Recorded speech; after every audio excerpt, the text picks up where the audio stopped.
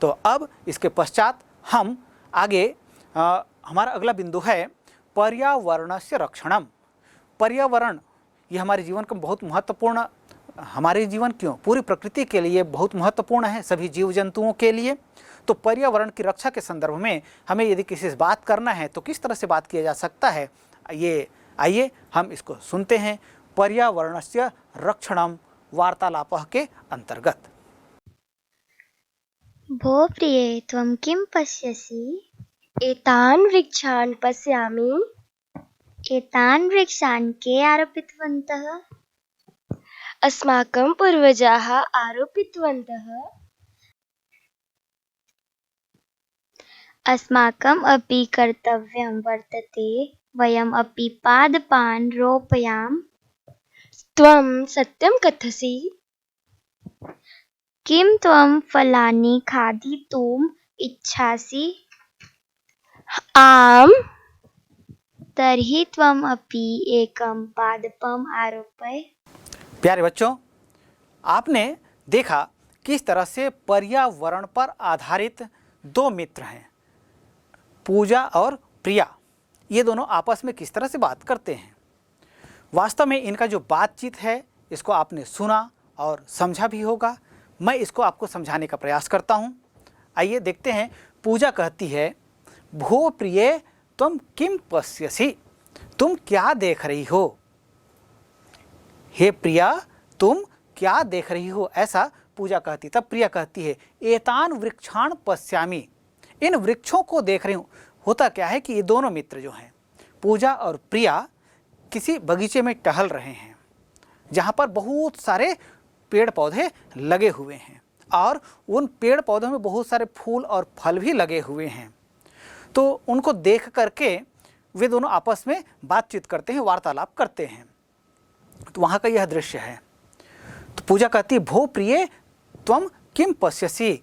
हे प्रिया, तुम क्या देख रही हो? उनके द्वारा ऐसा पूछे जाने पर प्रिया कहती है, एतान वृक्षान पश्यामि। मैं इन वृक्षों को देख रही हूँ जो आजू बाजू चारों तरफ वृक्ष ही वृक्ष दिखाई दे रहे हैं, जिसमें फूल और फल सब लगे हुए हैं।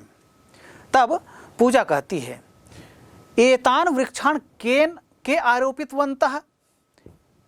एतान वृक्षान के आरोपितवन्तः?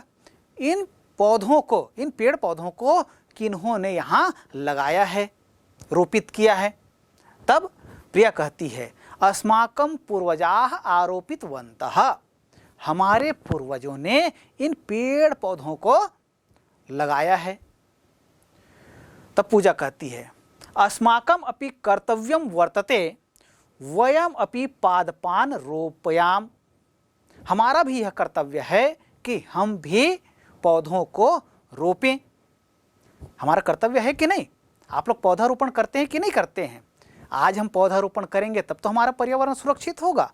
तो यही पर्यावरण के विषय में, हाँ, जिस तरह से आप पौधों का रोपण करते हैं, विशेषकर वर्षा काल में, वर्षा का रोपण जो है अच्छा माना जाता है, क्योंकि इस समय पौधों की अधिक देखभाल करने की आवश्यकता नहीं होती है। प्रकृति के द्वारा उसका पोषण सरलता से और सहजता से वर्षा के माध्यम से किया ही जाता है। तो हमें भी पौधे रोपने चाहिए। तो इसी विषय पर बातचीत करते हैं। अस्माकम अपि कर्तव्यम वर्तते, वयम अपि पादपान रोपयाम। हमारा भी यह कर्तव्य है कि हम भी पौधों को रोपें, ऐसा पूजा कहती है। और फिर प्रिया कहती है, तुम सत्यम वदसी, तुम सत्यम कथयसी। तुम सही कह रही हो। वास्तव में ये हम सबका भी कर्तव्य है। निश्चित रूप से हम सबका भी कर्तव्य है कि हम भी पौधों का रोपण करें। पूजा कहती है, किम त्वम फलानि खादितुम इच्छसि? क्या तुम फलों को खाने की इच्छा रखती हो? यहाँ बहुत सारे फूल और फल लगे हुए हैं, क्या इनमें से कुछ फल तुम खाना चाहती हो? तब प्रिया कहती है, आम। आम का मतलब होता है हाँ, हाँ, निश्चित रूप से मैं कुछ फलों को खाना चाहती हूँ, चखना चाहती हूँ, ऐसा प्रिया कहती है। तब पूजा कहती है, तर्हि त्वम अपि एकम पादपम आरोपय। यदि तुम फल खाने की इच्छा रखती हो, ये अच्छी बात है, लेकिन इसके लिए तुमको क्या करना पड़ेगा? तुमको एक पौधे का रोपण करना पड़ेगा। तर्हि त्वम अपि एकम पादपम आरोपय, तब तुम भी एक पौधे का रोपण करो, अर्थात एक पौधा लगाओ। क्यों? क्योंकि जिस फल को तुम खाना चाहती हो वो फल हमारे पूर्वजों के द्वारा लगाए गए पौधों में है। तो आज तुम जिस पौधे को लगाओगी कल वह वृक्ष बनेगा, तब उसमें पुनः फल और फूल आएंगे, जिसे आने वाली जो पीढ़ियां हैं वे उनसे लाभान्वित होंगे। जिस तरह से पूर्वजों के द्वारा लगाए गए पौधों से आज हम लाभान्वित हो रहे हैं, इसी तरह हमारा भी कर्तव्य है कि हम पर्यावरण की रक्षा करें, उसके संवर्धन में अपना योगदान दें। ये कब संभव होगा? जब हम और आप पौधे रोपण में अपनी भागीदारी सुनिश्चित करेंगे। तो निश्चित रूप से ये जो वार्तालाप का अंश है, इसके माध्यम से हम में पर्यावरण के प्रति एक संचेतना उत्पन्न होती है। चलिए अब हम आगे क्रीड़ा विषय संभाषण, खेल खेल में किस तरह से, या कहें कि खेल के संदर्भ में किस तरह से आपस में संभाषण किया जा सकता है, वार्तालाप किया जा सकता है, इसके विषय में हम एक संवाद सुनते हैं, एक संभाषण सुनते हैं क्रीड़ा विषय संभाषणम के अंतर्गत। क्रीड़ा विषय संभाषणम। प्रखर, भवान कुत्र गच्छति? अहम् उद्यानं प्रति गच्छामि। किमर्थम? क्रीडनार्थम्। प्रातः काले क्रीडनं मह्यम अपि रोचते। तर्हि भवान् मया सह एव चलतु। नहीं, अहम स्वपित्रा सह उपवने गच्छामि। उचितं, श्वः आवां प्रातः क्रीडनाय उद्यानं प्रति गमिष्यावः। प्यारे बच्चों, अभी आपने सुना प्रवर और प्रखर ये दोनों मित्र हैं। दोनों मित्र जो हैं खेल के विषय में, क्रीड़ा के विषय में आपस में किस तरह से वार्तालाप करते हैं। निश्चित रूप से खेल हम सब के लिए आवश्यक है, हमारे शरीर के संवर्धन के लिए, हमारे शरीर के पोषण के लिए और मानसिक विकास के लिए। आप सभी खेल खेलते हैं ना? हाँ, खेल में बढ़ चढ़कर भागीदारी आप करते हैं, करना भी चाहिए। तो प्रवर जो है अपने मित्र प्रखर से कहता है, प्रखर भवान कुत्र गच्छति? हे प्रखर, तुम कहाँ जा रहे हो? उसके प्रवर के द्वारा इस तरह से पूछे जाने पर प्रखर कहता है, अहम उद्यानम प्रति गच्छामि, मैं उद्यान की ओर जा रहा हूं। प्रवर कहता है, किमर्थम, किस लिए जा रहे हो? तब उसके द्वारा ऐसा पूछे जाने पर प्रखर कहता है, क्रीडनार्थम, मैं खेलने के लिए जा रहा हूं। प्रवर कहता है, प्रातः काले क्रीडनम मह्यम अपि रोचते, प्रातः काल खेलना मुझे भी अच्छा लगता है। इस तरह से प्रवर कहता है। प्रवर के द्वारा इस तरह से कहे जाने पर प्रखर कहता है, तर्हि भवान मया सह एव चलतु, यदि ऐसा है तो तुम भी मेरे साथ चलो, इसी समय चलो। प्रवर कहता है, नहीं, अहम स्वपित्रा सह उपवने गच्छामि, मैं अपने पिता के साथ इस समय उपवन जा रहा हूँ, बगीचा जा रहा हूँ, उद्यान जा रहा हूँ। किस लिए? भ्रमण के लिए, इसलिए अभी खेलने के लिए मैं नहीं आ सकता, ऐसा प्रवर कहता है। तब प्रखर कहता है, उचितम, स्वः आवाम प्रातः क्रीडनाय उद्यानम प्रति गमिष्यावः। अच्छा, ठीक है, कल हम दोनों खेलने के लिए उद्यान की ओर जाएंगे। तो इस तरह से इन दोनों के मध्य, प्रखर और प्रवर के मध्य ये बातचीत होती है। किस लिए? क्रीड़ा विषय पर आधारित। प्यारे बच्चों, आप यहाँ देख रहे हैं, अहम उद्यानम प्रति गच्छामि, यह जो वाक्य आया है, उद्यान की ओर जाता हूँ। उद्यान की कहते हैं, यहाँ षष्ठी विभक्ति का प्रयोग होना चाहिए, लेकिन प्रयोग हुआ है द्वितीय विभक्ति का। द्वितीय विभक्ति का प्रयोग क्यों हुआ? क्योंकि यहाँ पर प्रति का प्रयोग हुआ है। प्रति एक अव्यय पद है, प्रति योगे द्वितीया। प्रति का प्रयोग जब होता है तब वहाँ पर द्वितीय विभक्ति का प्रयोग किया जाता है। इसलिए अहम उद्यानम प्रति गच्छामि, यहाँ उद्यान में द्वितीय विभक्ति का प्रयोग किया गया है। इसी तरह से आप देख रहे हैं अलग अलग वाक्य हैं, तर्हि भवान मया सह एव चलतु। नहीं अहम स्वपित्रा सह उपवने गच्छामि। सह का प्रयोग जब होता है, देखिए सह जैसे कहते हैं तो दो प्रकार से आप देखते हैं। एक जिसमें विसर्ग लगा हुआ होता है सह, इसका मतलब होता है वह, पुल्लिंग में प्रयोग होता है। और दूसरा होता है सह, इसका तात्पर्य होता है साथ। तो सह का प्रयोग जब किया जाता है सह का, तब वहां पर तृतीय विभक्ति का प्रयोग होता है। सहयोगे तृतीया, ये उपपद विभक्ति के अंतर्गत आप ये नियम देखेंगे। तो यहाँ जहाँ कहीं पर भी सह का प्रयोग होगा तो उसके वह जिस शब्द के साथ लगता है उसमें तृतीय विभक्ति का प्रयोग होता है। इसलिए आप देख रहे हैं मया, मया जो कहते हैं ये अस्मद, इसका मूल शब्द है। अस्मद का तृतीय विभक्ति एक वचन का रूप बनता है मया। तो मया सह एव चलतु, इसका तात्पर्य हुआ मेरे। और इसी तरह से हम दूसरा वाक्य देखते हैं, नहीं अहम स्वपित्रा सह उपवने गच्छामि।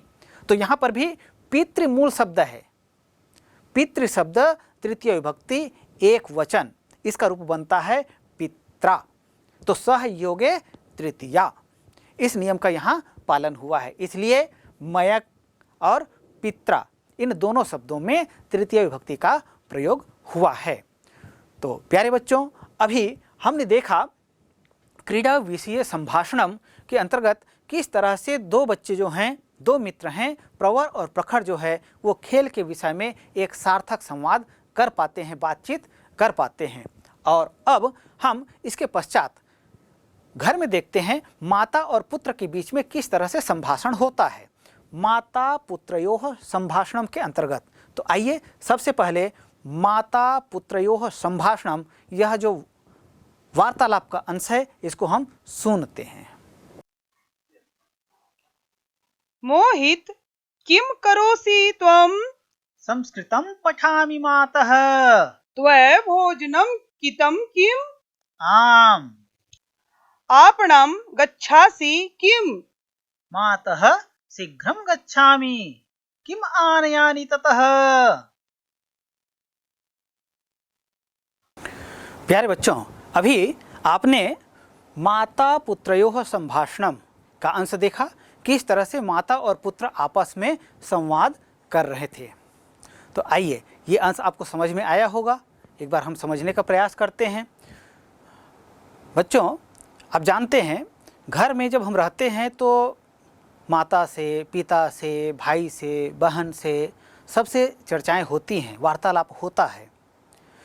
बच्चे जो हैं माता के सबसे नज़दीक होते हैं, सबसे निकट होते हैं, आत्मीय संबंध होता है माता से। माता को भी कहीं जाना होता है तो बच्चों से ज़रूर पूछते हैं, बच्चा ने खाया है कि नहीं खाया है, कहीं जाना है तो साथ जाओगे क्या। इस तरह की माता जो है अपने बच्चों से निश्चित रूप से पूछती, आपसे भी पूछते होंगे, है ना? हाँ, तो ऐसे ही माता जो है अपने पुत्र से संवाद करती है, वार्तालाप करती है। तो कैसे वार्तालाप करती है? माता जो है अपने पुत्र से कहती है, क्या कहती है? मोहित, अच्छा, माता और पुत्र, पुत्र का नाम है मोहित।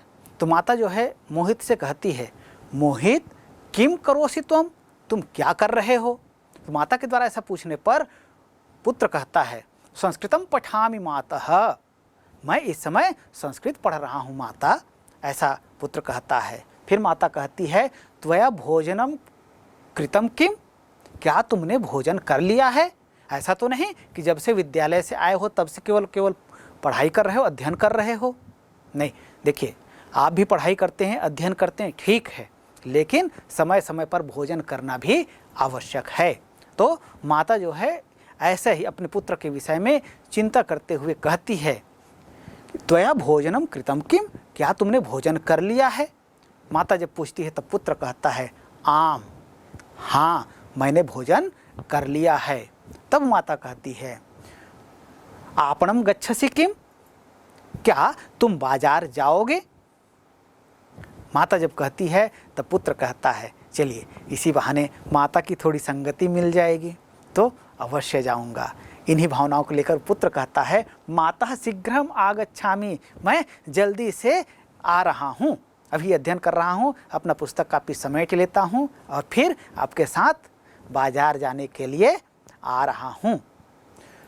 किम आनयानि ततः, वहाँ से हम क्या लाएंगे, वहाँ से हमें क्या लाना है, ऐसा पुत्र जो है माता से कहता है। तो इस तरह से माता और पुत्र के मध्य एक सुंदर और मधुर वार्तालाप का दृश्य हमारे सामने आया। और आप समझे, निश्चित रूप से आप भी इसी तरह से अपने घरों में छोटे भाई, बड़े भाई, बहन, माता, पिता, जो भी संबंधी घर में हैं, उनके साथ इस तरह से सरल सरल शब्दों में वार्तालाप करने में समर्थ हो सकते हैं। और आइए अब हम नगर भ्रमणम, नगर में भ्रमण, नगर का भ्रमण के विषय में एक वार्तालाप सुनते हैं। और ये वार्तालाप कर रहे हैं पराग और भूपेश। किस तरह से नगर भ्रमण के विषय में ये दोनों मित्र आपस में वार्तालाप करते हैं, तो ये दृश्य हम पहले देखते और सुनते हैं। नगर भ्रमणम। नगर भ्रमणम। भूपेश, त्वं भ्रमणाय कुत्र गमिष्यसि? कोर्बानगरं प्रति गमिष्यामि। कदा गमिष्यसि? ग्रीष्मावकाशे अहं गमिष्यामि। केन यानेन? रेलयानेन। कोर्बानगरं किमर्थं प्रसिद्धम्? अत्र राष्ट्रीयतापविद्युत्केन्द्रमस्ति, अत एव प्रसिद्धम्। प्यारे बच्चों, अभी आपने पराग और भूपेश के द्वारा किस तरह से नगर भ्रमण के विषय में वार्तालाप किया जा रहा था, ये आपने देखा और सुना, और निश्चित रूप से आपको समझ में भी आया होगा। तो आइए मैं इसको समझाने का प्रयास करता हूँ। पराग जो है अपने मित्र भूपेश से कहता है, भूपेश, त्वं भ्रमणाय कुत्र गमिष्यसि? भूपेश, तुम भ्रमण के लिए कहाँ जा रहे हो? जैसे आप पढ़ रहे हैं, जब ग्रीष्मावकाश होता है या शीतकालीन अवकाश होता है, उस समय आप लोगों की भी इच्छा होती है ना कि कहीं हम घूम आएँ। तो ऐसा ही ये जो दोनों बच्चे हैं, पराग और भूपेश, ये भी क्या करते हैं, इनकी भी इच्छा होती है कहीं घूमने के लिए जाएं। तो एक मित्र जो है वो अपने दूसरे मित्र से पूछता है कि तुम भ्रमण के लिए कहाँ जा रहे हो? जब पराग जो है भूपेश से ऐसा पूछता है, तब भूपेश कहता है, कोरबा नगरम प्रति गमिष्यामि। मैं कोरबा नगर घूमने के लिए जा रहा हूँ, जाऊँगा। मैं कोरबा नगर घूमने के लिए जाऊँगा, ऐसा भूपेश कहता है। भूपेश जब ऐसा कहता है, तब पराग पूछता है, कदा गमिष्यसि? कब जाओगे? जिज्ञासा होती है ना, एक तो कहाँ जाएंगे, कब जाओगे, किसके साथ जाओगे, क्या मेरे लिए भी स्थान है, मैं भी जा सकता हूँ क्या? आप भी अपने मित्रों से पूछते हैं ना, मित्रों के साथ कहीं घूमने की इच्छा होती है ना। तो ऐसा ही पराग और भूपेश भी इस तरह के मित्र हैं, उनके मन में भी जिज्ञासाएं हो रही हैं। तब पराग कहता है, कदा गमिष्यसि? कब जाओगे? तब उसको उत्तर देते हुए भूपेश कहता है, ग्रीष्मावकाशे अहम गमिष्यामि। अभी नहीं जा रहा हूँ, कब जाऊँगा? ग्रीष्मावकाशे, गर्मी की जब छुट्टियाँ हो जाएंगी, गर्मी का जब अवकाश होगा, उस समय मैं घूमने के लिए कोरबा नगर जाऊँगा, ऐसा भूपेश कहता है। पराग कहता है, केन यानेन? कोरबा तो बहुत दूर है, कौन से साधन से जाओगे? तब भूपेश कहता है, रेल यानेन। रेल यान जो है बढ़िया सुविधाजनक है, इसलिए मैं रेल यान से कोरबा घूमने के लिए जाऊंगा, ऐसा भूपेश कहता है। भूपेश के ऐसा कहने पर पराग कहता है, कोरबा नगरम किमर्थम प्रसिद्धम? कोरबा नगर नाम मैंने तो सुना है, लेकिन यह कोरबा नगर प्रसिद्ध किस लिए है? या तुम कोरबा जाओगे तो आखिर वहाँ देखना क्या चाहते हो, क्या चीज़ है जिसको देखोगे? तब भूपेश कहता है, अत्र राष्ट्रीय ताप विद्युत केंद्रमस्ति, अतएव प्रसिद्धम। यहाँ कोरबा नगर में राष्ट्रीय ताप विद्युत केंद्र है, इस कारण से कोरबा नगर जो है बहुत प्रसिद्ध है, और मेरी भी यह इच्छा है कि मैं उसको देखने के लिए जाऊं।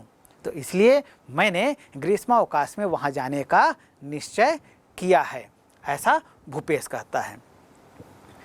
प्यारे बच्चों, अभी आपने देखा नगर भ्रमणम, इस विषय पर एक वार्तालाप जो पराग और भूपेश के मध्य किया जा रहा था। तो ऐसे ही आप भी किसी भी विषय पर अपने मित्रों से वार्तालाप कर सकते हैं। अभी आपने यहाँ पर देखा जैसे किमर्थम एक शब्द आया है। किम धन अर्थम, किम मतलब होता है क्या, और अर्थम का प्रयोग जो है ये अव्यय पद है और इसका प्रयोग जो है के लिए अर्थ में होता है। जहाँ पर भी आपको चतुर्थी विभक्ति का प्रयोग करना हो उस शब्द के साथ में आप अर्थम का प्रयोग कर सकते हैं। जैसे प्रथम पंक्ति में आप देख रहे हैं भूपेश त्वम भ्रमणाय कुत्र गमिष्यसि, तो इसको आप यहाँ पर प्रयोग कर सकते हैं। भ्रमणाय के स्थान पर भ्रमणार्थम कह सकते हैं, भ्रमण के लिए। तो अर्थम का प्रयोग जो है चतुर्थी विभक्ति के पद बनाने के लिए किया जा सकता है। इसी तरह से भ्रमणार्थम, गमनार्थम, दर्शनार्थम, तो इस तरह से और भी अन्य पदों की रचना आप कर सकते हैं। तो निश्चित रूप से आप इन अंशों को आप समझे होंगे। और अब हम आगे बढ़ते हैं और देखते हैं वैद्य रोगी संभाषणम। वैद्य और रोगी के मध्य किस तरह से संभाषण होता है, आइए हम इसका एक नमूना देखते हैं। वैद्य रोगी संभाषणम। वैद्य रोगी संभाषणम। भो मुकुल त्वं कथम असि? अहम कुशली नास्मि। किम अभवत्? ज्वरेण पीडितोऽस्मि। अहम तु त्वां ज्वरोषधिं दास्यामि। धन्यवादः महोदयः। प्यारे बच्चों, अभी आपने सुना वैद्य रोगी संभाषणम, किस तरह से एक वैद्य और रोगी के बीच संभाषण होता है। इसको आपने सुना और समझा भी होगा। निश्चित रूप से जब हमारा स्वास्थ्य ठीक नहीं रहता है, हम रोगग्रस्त हो जाते हैं, तब हमें किसी न किसी वैद्य या चिकित्सक के पास जाना ही होता है। तो जब हम वैद्य या चिकित्सक के पास जाएं तो किस तरह से उनसे हम अपनी बात कर सकते हैं, ये इस संवाद के माध्यम से हमने अभी सुना और इसका अर्थ भी आपको समझ में आया होगा। आइए एक बार पुनः देखते हैं। यहाँ वैद्य और रोगी, रोगी जो है वैद्य के पास जाता है, तब वैद्य जो है रोगी से पूछता है भो मुकुल त्वं कथम असि। जो रोगी था उसका नाम है मुकुल। उसको देखकर वैद्य जो है पूछते हैं कि मुकुल तुम कैसे हो। तब मुकुल अर्थात रोगी वह कहता है अहम कुशली नास्मि, मैं कुशल नहीं हूँ। भाई हम वैद्य या चिकित्सक के पास कब जाते हैं? जब हमारा स्वास्थ्य ठीक न हो, जब हम रोगग्रस्त हों। तब वैद्य जब पूछता है कि तुम कैसे हो, तब मुकुल जो रोगी है वह कहता है मैं कुशल नहीं हूँ, तभी तो आपके पास आया हूँ। अच्छा, तब वैद्य कहते हैं किम अभवत्, क्या हुआ है, क्या समस्या है? तब रोगी कहता है ज्वर पीड़ितोस्मि, ज्वर से पीड़ित हूँ, बुखार से पीड़ित हूँ, मुझको बुखार आ रहा है, मेरा शरीर जो है तप रहा है। तब वैद्य कहता है अहम तो त्वाम ज्वरौषधिम दास्यामि, मैं तुमको ज्वर की औषधि दे देता हूं, मैं तुमको ज्वर की औषधि दे दूंगा, इससे तुम ठीक हो जाओगे। अब ऐसा कहे जाने पर और वैद्य के द्वारा औषधि दे दिए जाने पर रोगी कहता है धन्यवादः महोदयः। उस वैद्य का धन्यवाद करते हुए रोगी जो है वहाँ से चला जाता है। तो इस तरह से वैद्य और रोगी के बीच में एक छोटा संवाद, वार्तालाप अभी हमने यहाँ देखा। प्यारे बच्चों, यह जो अंश आया है इसमें आप देखेंगे कुछ व्याकरणिक तत्व, जैसे नास्मि शब्द एक आया है। नास्मि, न धन अस्मि इति नास्मि, यहाँ पर दीर्घ स्वर संधि का प्रयोग हुआ है। आप जानते हैं दीर्घ स्वर संधि कब होता है? जब समान स्वर आपस में मिलते हैं और वह दीर्घ हो जाता है, तब वहाँ दीर्घ स्वर संधि होता है। यहाँ आप देख रहे हैं न में अ है और इसके आगे अ आता है, तो अ और अ दोनों मिलकर के आ हो गया। तो इस तरह से नास्मि, न धन अस्मि इति नास्मि बना। क्या, कौन सी संधि? दीर्घ स्वर संधि। ठीक, चलिए इसी तरह से आप देख रहे हैं पीड़ितोस्मि, पीड़ितो और उसके बाद एक एस जैसा दिख रहा है, इसको संस्कृत में अवग्रह कहा जाता है। अवग्रह इसलिए कहा जाता है क्योंकि यह एक अ का रूप है जो वहाँ छिपा हुआ है, इसको बताने के लिए एस आकार अर्थात अवग्रह लगा दिया जाता है। अब इसका जब हम संधि विच्छेद करेंगे पीड़ितोस्मि तो क्या होगा? पीड़ितः धन अस्मि। यहाँ पर विसर्ग ओ की मात्रा जो है पीड़ितो आप देख रहे हैं वो ओ क्या हो जाता है? वो विसर्ग में बदल जाता है। विसर्ग संधि के नियम में आप इसे पढ़ेंगे। तो पीड़ितः धन अस्मि इति पीड़ितोस्मि। इसी तरह से एक शब्द और आया है ज्वरौषधिम, इसका भी संधि विच्छेद आप करें। ज्वर धन औषधिम, यहाँ पर अ और ओ के योग से औ ये बना है। तो इस तरह से यहाँ पर वृद्धि स्वर संधि का प्रयोग हुआ है। ज्वर धन औषधिम इति ज्वरौषधिम। चलिए अब इसके आगे हम संस्कृत व्याकरण विषये वार्तालापः, यह जो अंश है किस तरह से संस्कृत व्याकरण के विषय में दो मित्र आपस में बात करते हैं, यह अंश हम सुनते हैं। तो यह अंश प्रस्तुत कर रहे हैं मणिका और भारती। संस्कृत व्याकरण विषये वार्तालापः। त्वं किं पठसि? अहं संस्कृतं पठामि। संस्कृतस्य कः अध्यायः? केवलं व्याकरणम् एव। व्याकरणे एव त्वरुचिः। व्याकरणं तु मह्यम् अतीव रोचते। व्याकरणं तु भाषाया आधारभूतं भवति। त्वं सत्यं कथसि? अधुना अहं चलितुम् इच्छामि। उपविश पेयं पीत्वा गच्छ। श्रम्यताम् इदानीं गच्छामि। प्यारे बच्चों, अभी आपने सुना मणिका और भारती को संस्कृत व्याकरण के विषय में वार्तालाप करते हुए। इनके द्वारा क्या वार्तालाप किया गया, क्या बातचीत की गई, ये आपको समझ में आया। निश्चित रूप से इन दोनों के द्वारा जो बातचीत किया गया उसका विषय था व्याकरण, संस्कृत व्याकरण। व्याकरण जो होता है वो किसी भी भाषा की जान होती है। भाषा का यदि हम अच्छे से अच्छा प्रयोग करना चाहें तो निश्चित रूप से इसमें व्याकरण जो होता है ये बहुत महत्वपूर्ण होता है। इसलिए आप चाहे किसी भी भाषा का अध्ययन करें, आप संस्कृत का अध्ययन करें, अंग्रेजी का अध्ययन करें, हिंदी का अध्ययन करें, व्याकरण की अच्छी जानकारी आपको होनी चाहिए।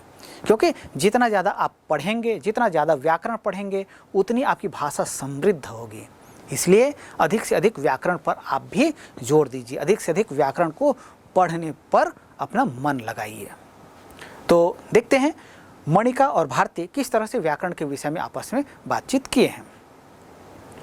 मणिका कहती है, दोनों सहेलियां हैं, तुम किम पठसि? तुम क्या पढ़ रही हो? तब भारती कहती है, अहम संस्कृतम पठामि, मैं संस्कृत पढ़ रही हूँ। मणिका कहती है, संस्कृतस्य कः अध्यायः? संस्कृत का कौन सा अध्याय पढ़ रही हो? ऐसा पूछती है। तब भारती कहती है, केवलम व्याकरणम एव, मैं केवल व्याकरण ही पढ़ रही हूँ, कोई दूसरा अध्याय नहीं पढ़ रही हूँ, किसी पाठ को मैं नहीं पढ़ रही हूँ, मैं केवल व्याकरण के अंश को ही पढ़ रही हूँ, ऐसा भारती कहती है। तब मणिका कहती है, व्याकरणे एव तव रुचि है? व्याकरण में ही तुम्हारी रुचि है? ऐसा पूछती है। तब भारती कहती है, व्याकरणम तु मह्यम अतीव रोचते, व्याकरण तो मुझे बहुत अच्छा लगता है। आपको भी अच्छा लगता है ना? हाँ, निश्चित रूप से व्याकरण को पढ़ना भी चाहिए, समझना चाहिए, अधिक से अधिक अभ्यास करना चाहिए। क्योंकि संस्कृत में जो व्याकरण है वो पूरे सूत्रों पर आधारित है। जिस तरह से आप गणित में सूत्र पढ़ते हैं उसी तरह से संस्कृत का जो व्याकरण है पूरी तरह से सूत्रबद्ध है। इसलिए संस्कृत को परिनिष्ठित भाषा कहा जाता है। किसके कारण से? व्याकरण की समृद्धता के कारण से। तो मणिका कहती है व्याकरणम तो भाषा या आधारभूतम भवति। व्याकरण जो होता है वह किसी भी भाषा का आधार होती है, ये आधार है। भारती कहती है त्वम सत्यम कथयसे, तुम सत्य कह रही हो। निश्चित रूप से इसीलिए तो मैं भी व्याकरण अधिक से अधिक अध्ययन करती हूँ। मणिका कहती है अधुना अहम चलितुम इच्छामि, बहुत अधिक समय हो गया, अब मुझको अनुमति दो, मैं यहाँ से जाना चाहती हूँ। ऐसा जब मणिका कहती तो भारती कहती है उपविश्य, बैठो, पेयम पीत्वा गच्छ, कुछ पेय पी कर जाओ, जलपान ग्रहण कर लो, उसके बाद चली जाना। तब मणिका कहती है क्षम्यताम इदानीम गच्छामि, मुझे अभी क्षमा करो, फिर कभी आऊँगी तब मैं जलपान ग्रहण करूँगी, इस समय मुझे जाना है, मुझे जाने की अनुमति दो। ऐसा कह करके मणिका जो है वहाँ से चली जाती है। तो प्यारे बच्चों, हमने अभी इस वार्तालाप पाठ के अंतर्गत विभिन्न अंशों के माध्यम से कैसे मित्रों के साथ, छात्रों के साथ, गुरु शिष्य के साथ, या उद्यान में पर्यावरण के विषय में, खेल के विषय में, माता पुत्र के संदर्भ में, या नगर भ्रमण के संदर्भ में, वैद्य रोगी के संभाषण में, या दो मित्रों के द्वारा संस्कृत में किस तरह से वार्तालाप, व्याकरण के विषय में किस तरह से वार्तालाप किया जा सकता है, इसके विषय में बहुत सारी जानकारियां हमने प्राप्त की। ये केवल एक नमूना मात्र है, इसके आधार, यह एक आधार है हमारे लिए कि हम किसी भी विषय पर इस तरह से हम बात कर सकते हैं। तो बात करने के लिए आवश्यक है आप अधिक से अधिक शब्द जानें, शब्दों का प्रयोग किस वाक्य में किस तरह से किया जाता है, इसको जब हम भली भांति जान लेंगे तो निश्चित रूप से एक सार्थक वार्तालाप करने में समर्थ होंगे। प्यारे बच्चों, अभी हमने अध्ययन किया संस्कृत व्याकरण विषय वार्तालाप, इस अंश का। आप इस अंश को समझ गए और किस तरह से वार्तालाप करना है या किया जाना है, इसके विषय में आपकी समझ विकसित हुई होगी। तो आइए इस अंश पर आधारित कुछ प्रश्न विभिन्न परीक्षाओं में पूछे जाते हैं। जैसे वाक्यों में क्रियापद को पहचानना। अभी जैसे कुछ वाक्य यहाँ जो आए हैं, इन वाक्यों में यदि आपको क्रियापद को पहचानना है, पहले तो क्रियापद कौन सा है ये पहचानना है, फिर क्रियापद का रूप क्या है ये पहचानना। दो तरह का प्रश्न आता है। तो इन सभी वाक्यों में आप देखेंगे, जैसे प्रथम वाक्य है पठसि, यह क्रियापद है। द्वितीय वाक्य में पठामि, यह क्रियापद है। इसी तरह से आप देखेंगे रोचते, भवति, कथयसि, इच्छामि, गच्छ, गच्छामि, ये सभी क्या है? ये सभी क्रियापद हैं। तो परीक्षा में इस तरह का प्रश्न पूछा जाता है कि क्रियापद को, किसी भी वाक्य में क्रियापद को पहचानना। एक। दूसरा, कभी कभी क्रियापद को रेखांकित कर दिया जाता है।